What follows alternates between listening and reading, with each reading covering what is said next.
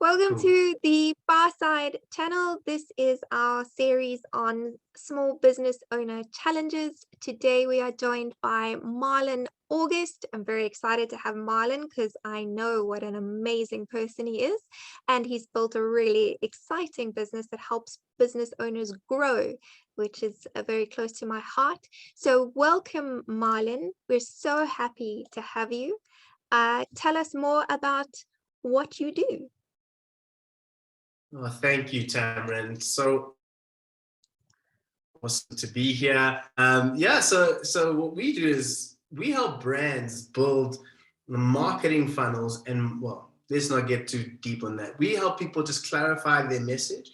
A lot of people just get really confused in what the marketing process should look like and how that actually translates to money.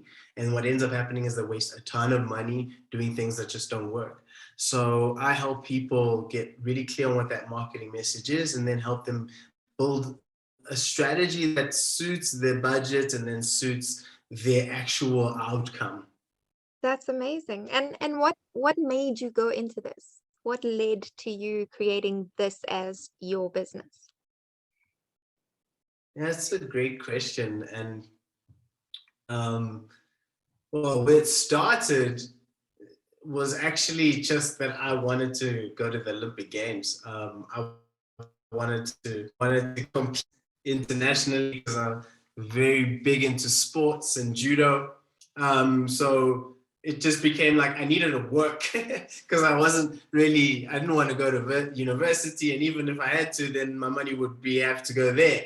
So what we did was I ended up having to travel the world, and I really enjoyed, having to find my place in the world and adding value. I worked in a family business and learned how to sell, learned how, business as a small business, because we were doing exports and procurements throughout SADC, Southern African District, and really that's where I started to really get my understanding around sales and marketing. And starting to understand, okay, this is control and demand, and how do you phrase and position something to win. And just like sometimes, we would be selling prestigious gifts to a company, and because they're like a medium-sized company, large company, they would need other things. And then the question would be like, can you do this? Can you do this? And then my eye would open up and I'd see. And obviously I didn't learn that just like by myself. My parents were like also entrepreneurs. So they actually showed me like, this is how you find opportunity. And just listening to them, I was very lucky in that sense to listen and be in the meetings, because I started literally as a runner, just transporting things up and down. And then luckily enough, got to listen to some of the phone calls and be in some of the meetings, and then I got to learn. And from there, it just started to cultivate this passion for business, this passion for opportunity, to find it, to seek it, to help it thrive. And that's the entrepreneurial bug. That's the opportunity bug. I would like to think about it like. So Once yeah, it bites you, it doesn't let that's how I go. started. Exactly. That's the thing. Your mind always works, right? Because that's the thing about traveling, on the other hand, because you get to see things that other people that don't exist in other environments. And then you're like, whoa, what if that was here? Wouldn't exactly work like this, but it could work like this. And then, when you go down that road, all of a sudden, something could be created. So that's literally what started it. And marketing as a vehicle, as a focus, specialization was just one of those things, because I was traveling and I needed to still market my brick and mortar businesses back home. And I was like, how am I going to do that? The only way is to well, you have to market, because the more people that know you, the higher chance that you'll do better. And then the only way to do that from far away is digital. So that's when I started jumping into that and figuring out how that works, and learning. And that's what gets me to where I'm now, consulting and building those things for other people. So it's quite a journey, huh? Yeah, it's never a straight road, is it? Never, never a straight road. No, that's why we're doing business owner challenges. Um, so what was your biggest challenge in building to where you are today? I would say my biggest challenge was me. Um, I would say I have this habit that I had to really become aware of. I had this habit of breaking everything. I don't know if you've ever like thought of like if you've ever seen like like a phoenix, right? You rise from the ashes. So that was more exciting to me, rising from the ashes than the actual like flying. So I had this habit of creating things we build and build strong. And then obviously as you're building, you're becoming there's vulnerabilities you have to fix, might be with staff, it might be with clients, might be on the project itself, but you get through that. But then I would like not like it and just tear it all down, say like, okay, we'll fire everyone, we just change the whole thing and just rebrand and come out again. And then I do that again. And I had that habit every few years of doing that. And really finding a way to stop myself from doing all of that, because obviously I'd have these reasons. I'd create them within a client base or niche or whatever that is, and I would do whatever it takes then to change it, and I would thrive in that. And then obviously because of that tension to sort of create this thing that actually works, I would just like break everything down and create it. So I'd say me is the biggest was my always my biggest problem, and getting over one of those hurdles was always a big one for me. I'm glad to say that I've quelled that. Well done, well done. Because in a true entrepreneur, I think the biggest challenge is the fact that you like something new. Entrepreneurs have got these ideas popping up all the time, and you see the opportunity and you see how exciting it could be to build this new thing, and you want to just build the 100%. new thing. And I think that's a common thing in a true entrepreneurial mind, is just to want to start something new and start something new and start something new. But to have that successful business, you have to focus. You have to focus, Yeah, you have to get this solid, you have to get it working. You have to sort of use maybe a future reward and say, look, if I can get this business to the point that I can hire a CEO to run it, then I can start on the next one. Then I can start my shiny new thing. exactly, And it's, exactly. yeah, it's quite a challenge. So, It is. It is, especially. I mean, like I was having a chat with one of my friends the other day. In fact, we were in a consulting session, and we realized like one of the biggest problems with small business, especially, is just focus, staying focused, because there's always this shiny new thing, yeah. and because smaller businesses tend to do everything that a large business would do, and like have that one head is focused on many areas, it's Mm. very easy to just go boop, get lost in that, whatever that may be, a process, or you might find this new opportunity and get stuck down there, and then things get kind of half done, and it just never actually gets to completion, and that's one of the hardest things to stop oneself from doing. That is a big challenge. That is a big challenge. I think, it's not just as you say, it's not just the entrepreneurial thing of seeing opportunity. It's also like, if you're a small business owner, you are everything. You are Yeah, everything.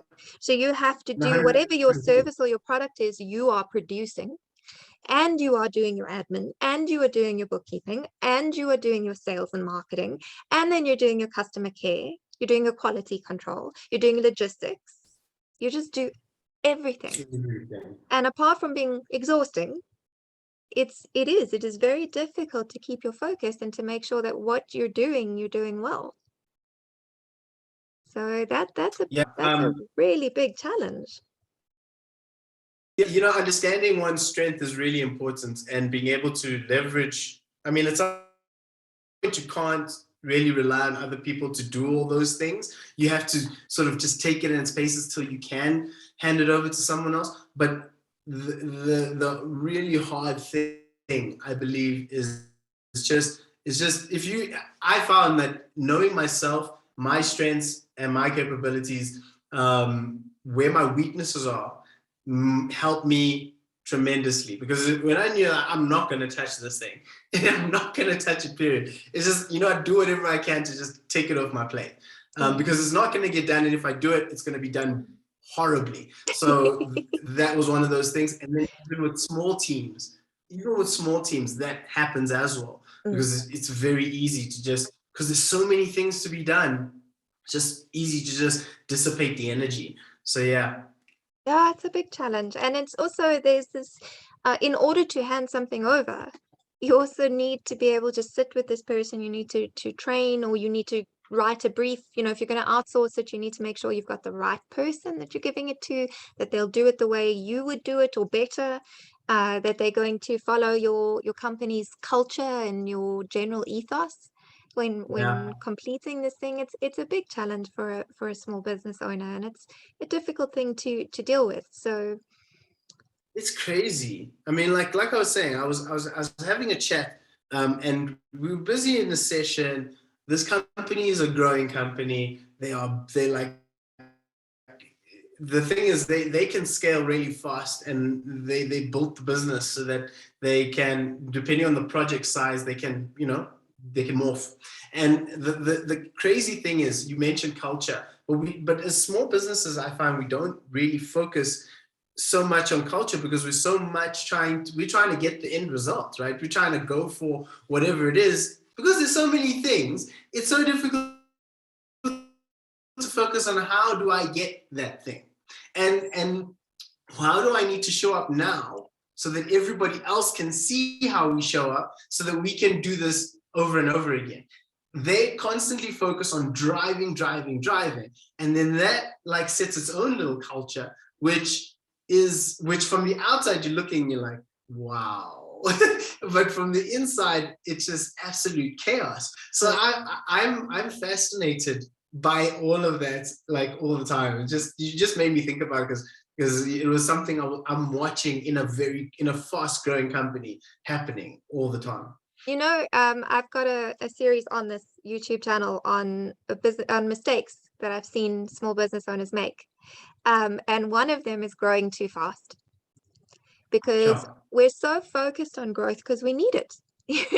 You didn't open this business so that you could sit with debt and stress and worry about how to pay your bills. So you Yeah. want to make some money, you want to actually have some freedom in your life. That's Yeah. what you opened it for. So we're very Yeah. focused on that growth. We want to bring in that income and get the new customers. We want to make as much money as possible, and then we think, okay, in order to grow further, we need more customers, but now I can't service them alone, so I'm going to need a team. So we focus on building this team, and we're so obsessed with becoming bigger and bigger because we think that's the path to success.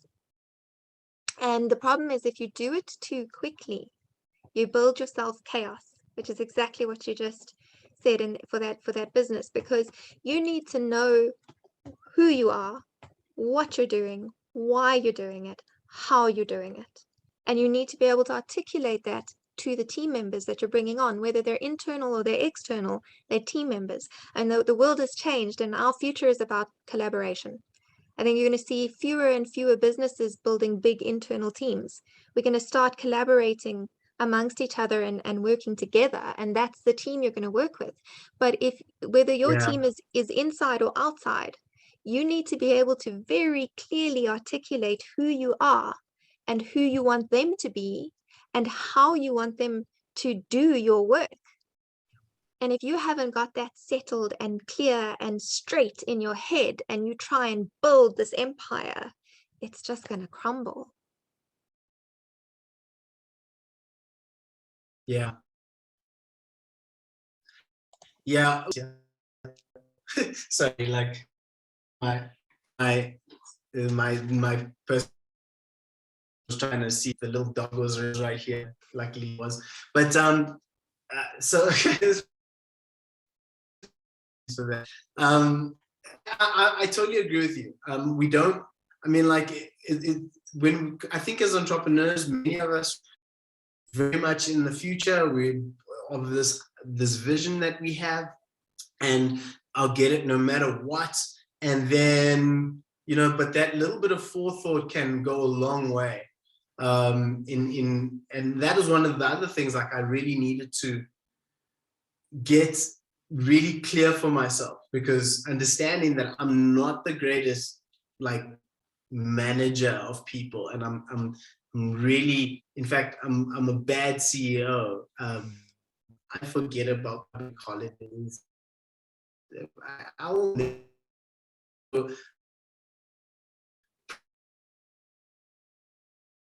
probably very different over wife's name. And I'm one of those guys that's like, I'm totally bad with that. But what I could, where I'm much better, is like getting on with people quite easily, leveraging other people's strengths and understanding that. So, like, when I can play in a team, I'm probably better not being the leader of the team. I'm just better just sitting in the team and doing my part, as opposed to, I mean, I can lead at certain points, and that works, right?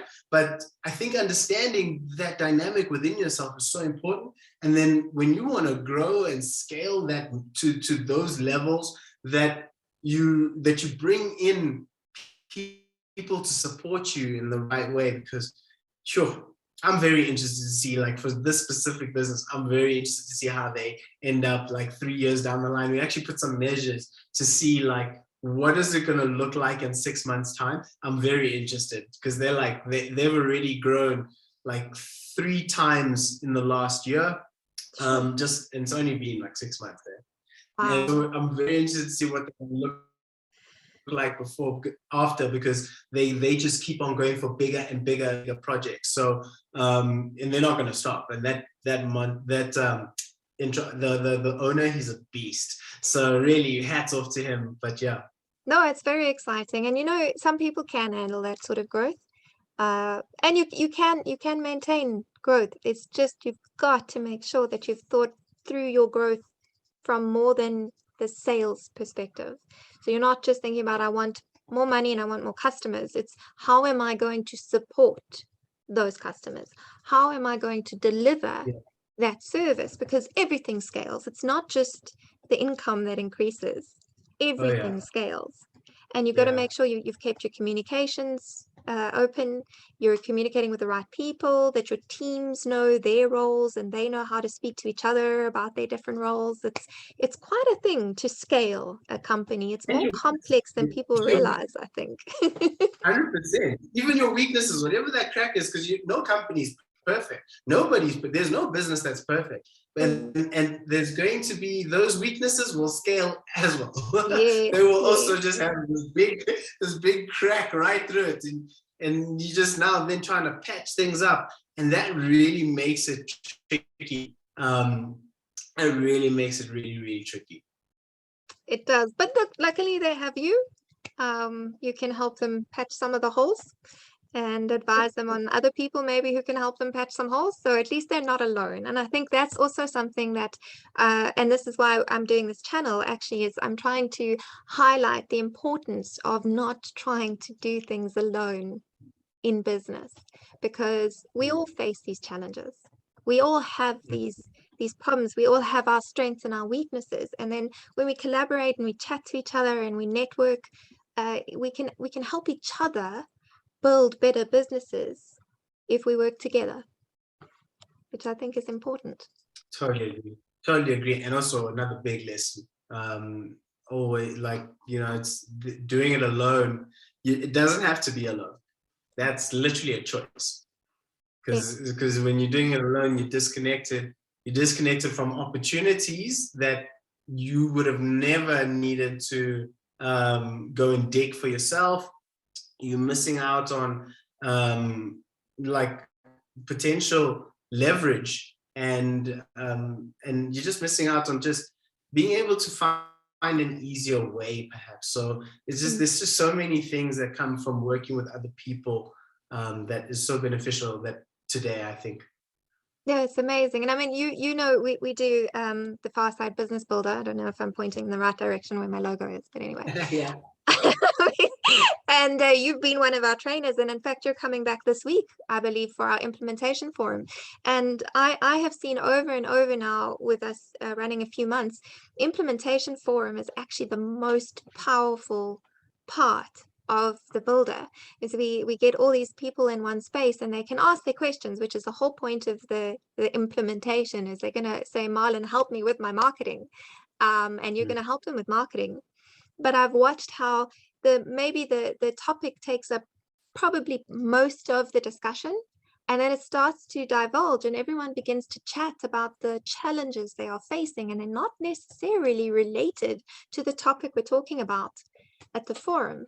But these business owners all begin to talk with each other and help each other and share books that they read and courses they attended and people that they know that will help this person with whatever challenge they're dealing with in that moment. And that has been so powerful, so much more powerful than any training we've provided, is that collaboration and Mm. that sharing. I find it amazing. Mm.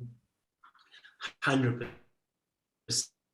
Look, I think those that's another big lesson for me, is that everything comes down to how much is implemented, like what is actually done, because that's where the distinctions lie. That's where these finer lines are created, and this is where we can really have fruitful conversation, in stuff that's tried and stuff that's perhaps a newer idea, but it all comes down to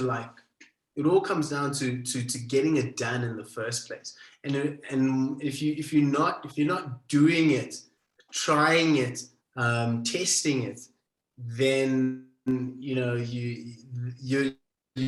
you're like so far behind. No matter how bad it looks, as long as it's out there, it's a starting point, and then that allows you to learn and grow and shift.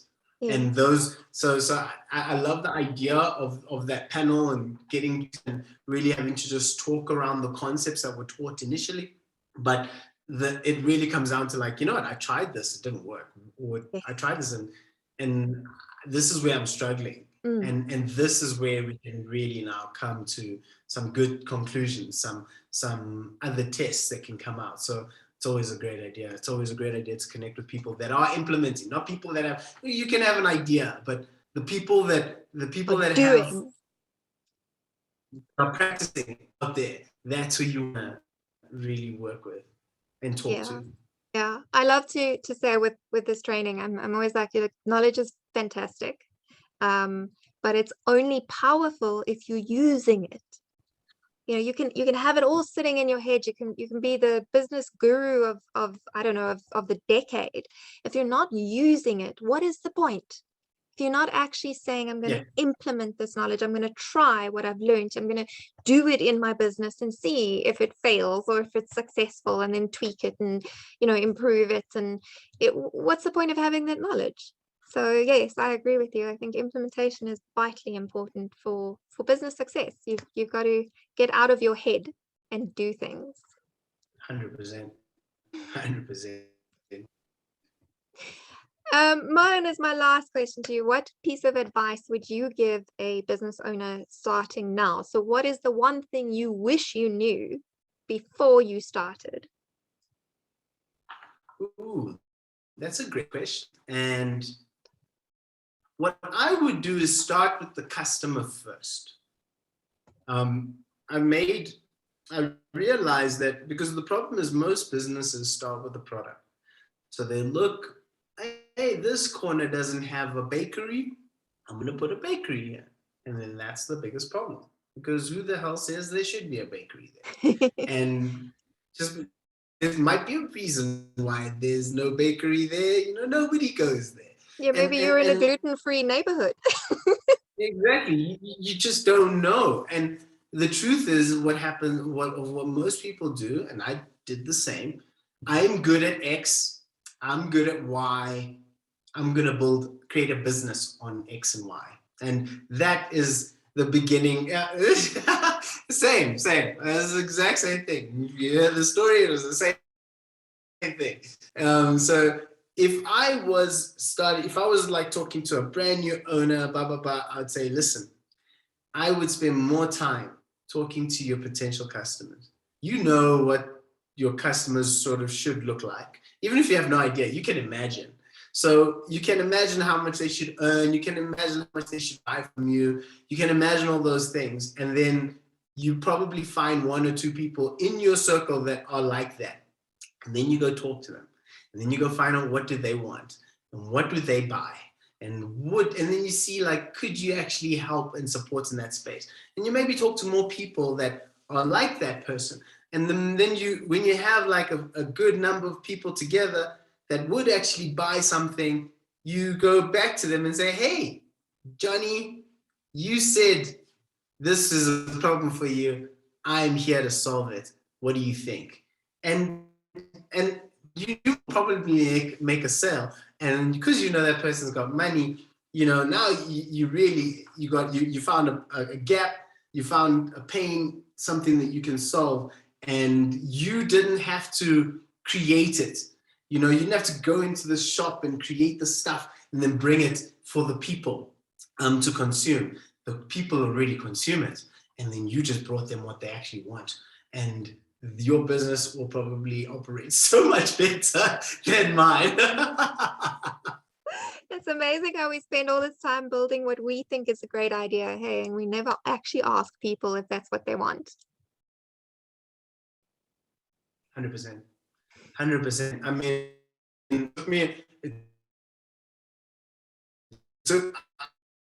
like it's like one of those things.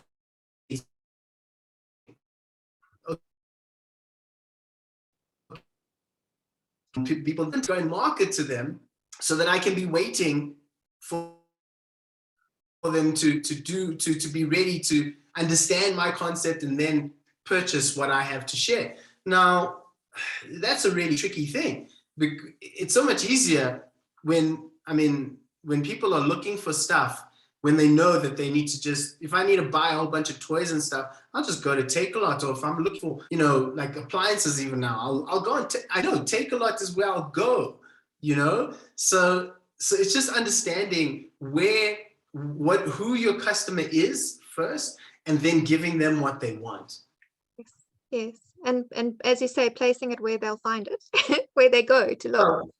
Well, that's the next step. But if you know who they are, you're like 90% there. If you know who they are, you figure out what they want, you just give them that. Even if you have to drive a little bit far to get it to them, eventually you will figure it out and be like, oh, instead of me driving, I can just actually put a stall right there and boom. I just need to have that once a month and I'm done, or whatever it is that you're trying to build. But really, it's just like one of the good lessons I read it. Oh, I can't remember the book now. I think it was a book. It was something like businesses that were started with like $100 or something. And they're big businesses. And one of the lessons in that was, give the people fish. Give them the fish. They want to eat the fish, give them the fish. Don't sit and try to give them, carpaccio, and they don't want that. They want freaking fish. So give them the fish. Yeah. And when that got into my head, I'm like, wait, people, even like what I sell is like at the end of the day is storytelling and simplifying messages, but nobody's buying that. They actually buying like, I want successful marketing. I want to know if I put 1 rand in, that 2 rand's going to come out. And that's essentially what we're selling. So now it's just like, I just have my little quirk on how I'll deliver that. But it's understanding those differences. Mm-hmm. Oh, that's so valuable. Thank you, Marlon. Thank you so much for joining us today. Marlon, if anyone has been watching and they resonate and they want to chat to you more, what is the best way to connect with you? Ooh, you can get me on a few places. You can get me Instagram, Twitter, Facebook, all on @MarlonBHA.